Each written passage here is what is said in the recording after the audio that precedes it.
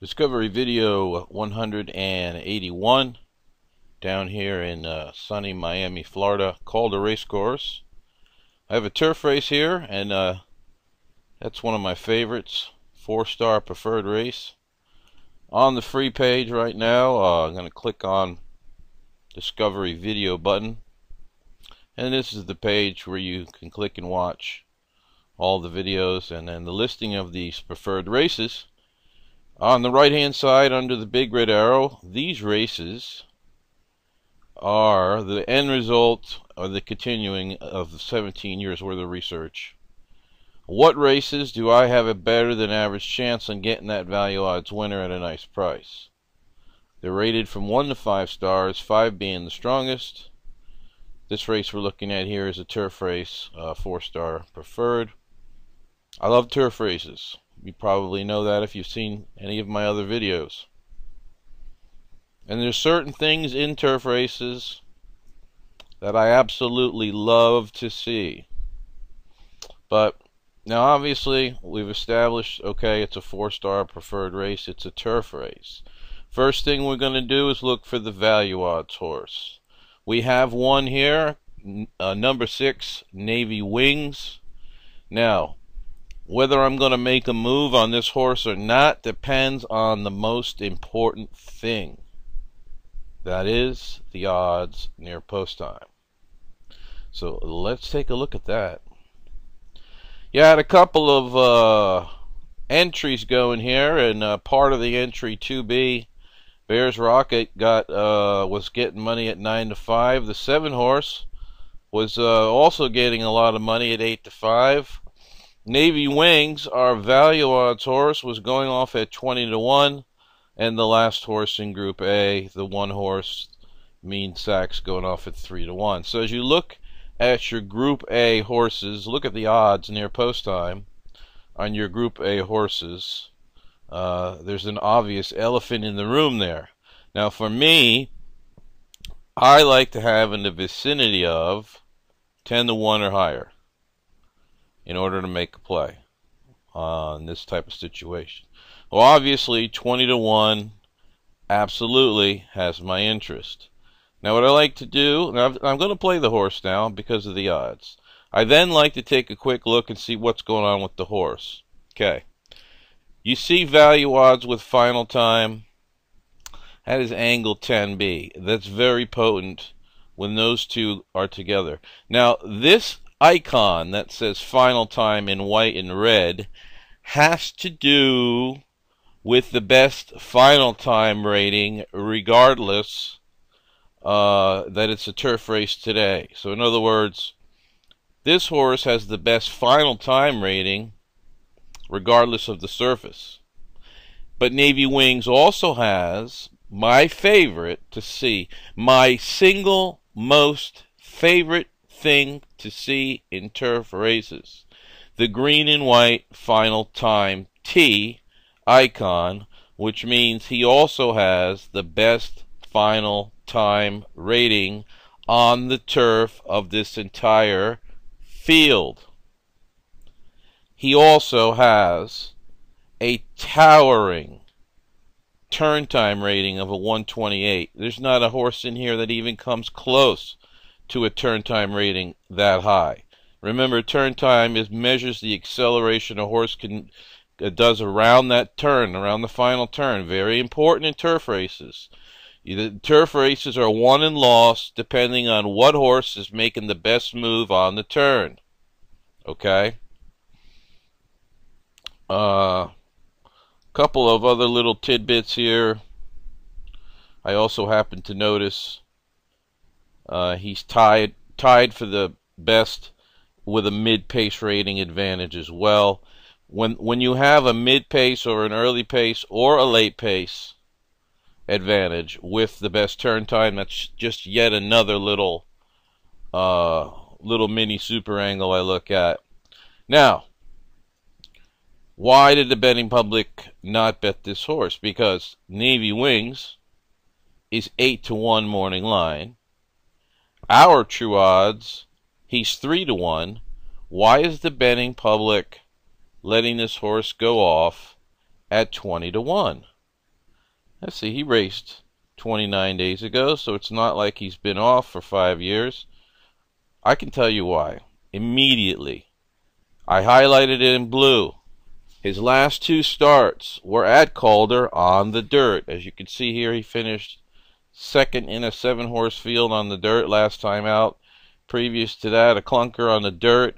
Previous to that, not such a great race on the turf. But remember, that green and white icon indicates this horse has the best ability of the rest of this whole field.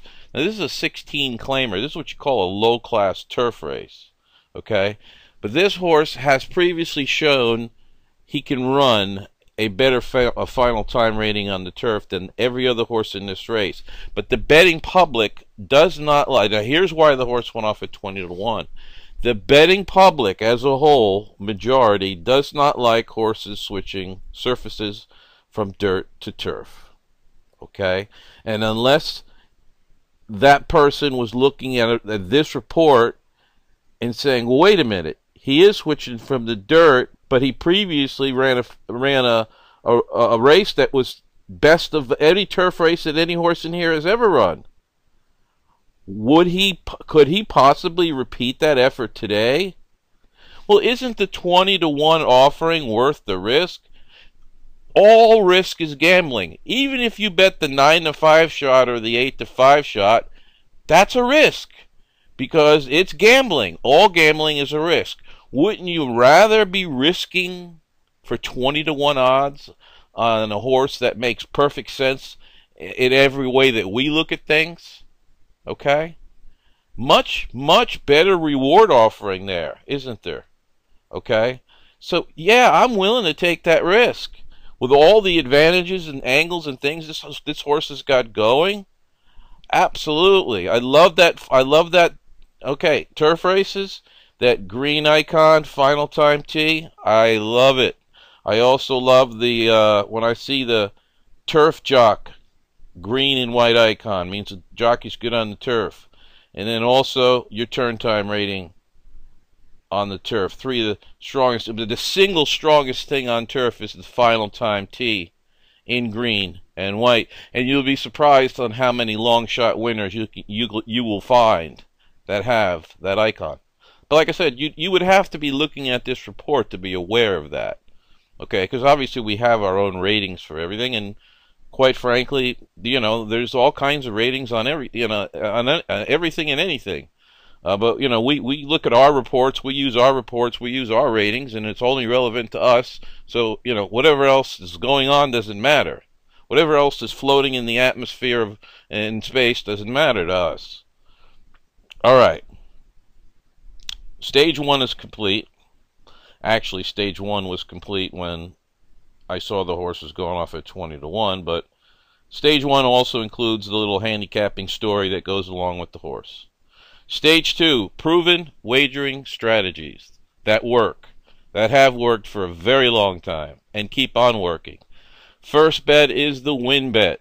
We must get the win bet down before we do, even if we plan on playing something else like a trifecta. You don't want a 20-1 horse that's your key horse, and somehow you miss the trifecta, and you feel like an idiot. We've all been there, okay? No need to do that. Although we did hit all of our strategies in this race, still, the first bet is always the win bet. $14 to win is what I do for the videos. Your bet could be more or less depending on your bankroll.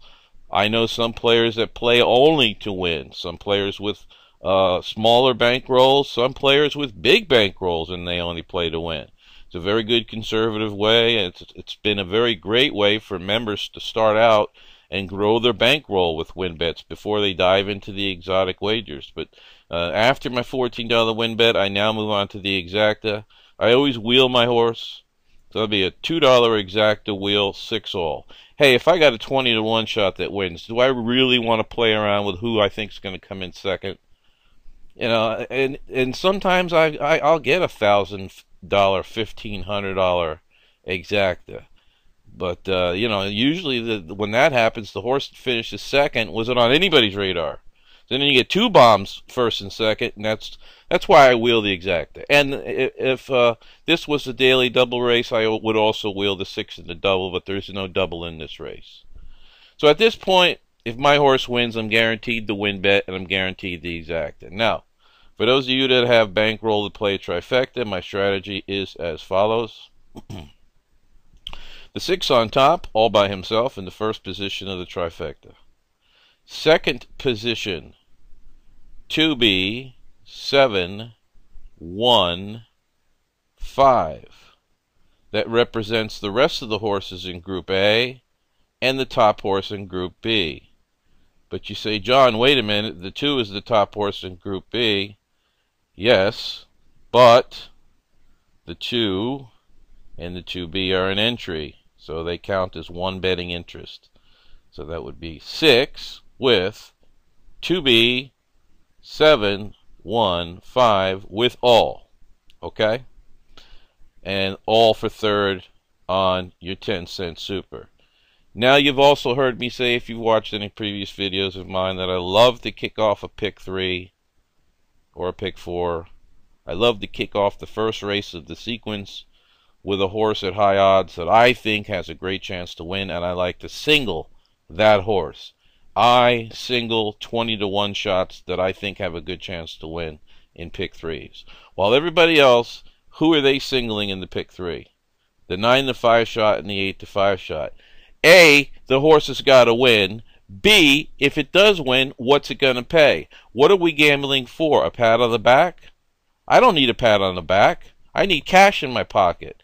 Are we gambling? Are we gambling to show our friends that we know how to cash tickets? Screw my friends. I don't care what they think. That has nothing to do with me and my family. You know what does?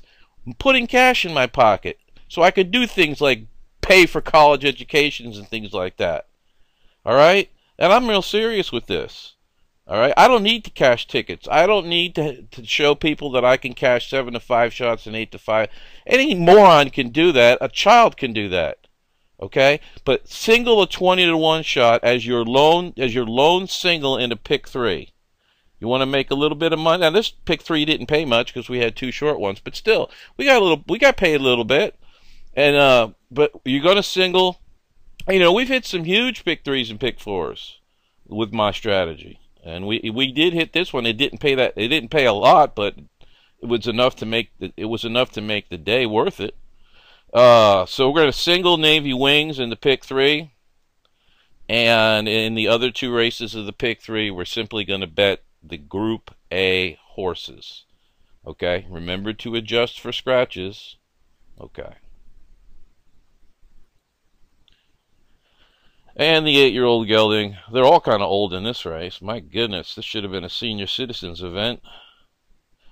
And if that was the case, why didn't the 4-year-old just stomp all over these older gentlemen? Hey, I'm an older gentleman. I take offense to that.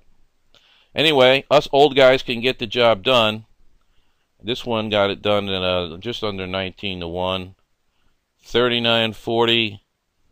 On you win mutual. Unfortunately, Chalk ran second and third, but hey, who's complaining? Our win bet returned a nice $275.80. The exacta with a short one underneath, $85. The dollar trifecta, not bad considering the 2 favorites ran second and third. Dollar returned $235.10. The super actually wasn't too bad. 10 cents, a dime returned $173.57. Try to wager a dime on anything else in this world for a chance to win $173. Try. Think about it. Google it. It's impossible. Can't be done anywhere else but horse racing. Anyway, the dime won $173.57 there, and the dollar pick 3 returned $518.10. I mean, yeah, we didn't hit a grand slam home run bottom of the 9th last game of the World Series, but I'll take it all day long and all year long and all month long and all lifetime long. Okay. All right, so the title of this was Amazing Techniques for Scoring Big in Turf Races. We didn't exactly score big, we scored okay, but I wanted to make the point clear of how much I love both the final time T, the turf jock icon, and the turn time rating. And of course, also in turf, late pace and total pace is important, but this is my single most favorite thing to see. Watch how many of the winners in turf races that pay big odds. Watch how many of them have that green and white final time T icon. And I'm telling you, the reason why this horse was 20-1, the betting public does not like horses coming from the dirt to the turf. Where I love surface switches and track switches, then again, I'm a little out there, but in a good way.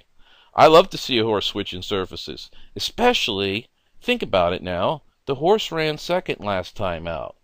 Why did the trainer bring him back to the turf? Why didn't he just run him right back in a dirt race? I'll tell you why. Because the trainer knew that the $16,000 claiming turf race, he saw it in the condition book coming up. He knew his horse could run on the turf, so he entered him in this race. And the betting public, a big whiff, swing and a miss. All the better for you and me, and so it goes down the line. All right. Thank you very much for viewing. Good luck with all your bets.